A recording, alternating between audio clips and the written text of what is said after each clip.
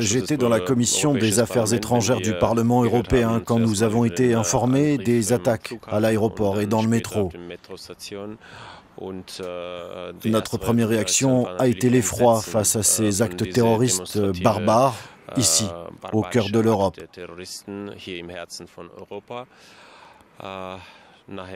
Ensuite, nous avons échangé nos idées sur ce que l'Europe pourrait faire concrètement, sans laisser les États membres se débrouiller seuls, mais au contraire, en se mettant ensemble.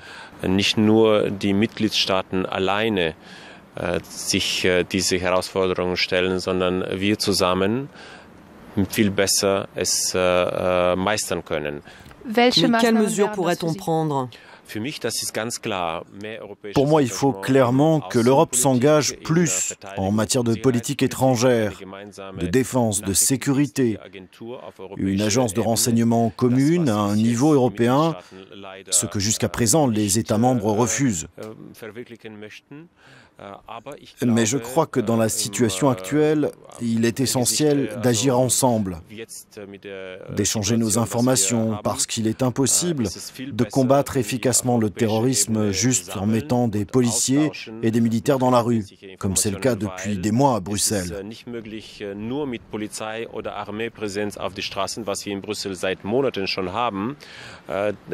Nous avons besoin d'une véritable capacité de renseignement qui ne soit pas limitée aux États, mais étendue à un niveau européen, et même à nos partenaires américains, israéliens ou arabes. Länder wie die USA, Israel natürlich ausweiten und mit den arabischen Ländern natürlich auch. Avez-vous senti hier une solidarité entre les États européens ?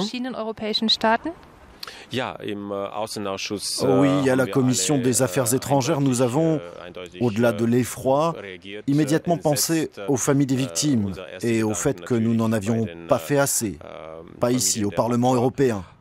Car ici, nous voulons plus d'Europe, mais malheureusement, les États membres ont souvent une vision de leur souveraineté qui date du 19e ou du 20e siècle.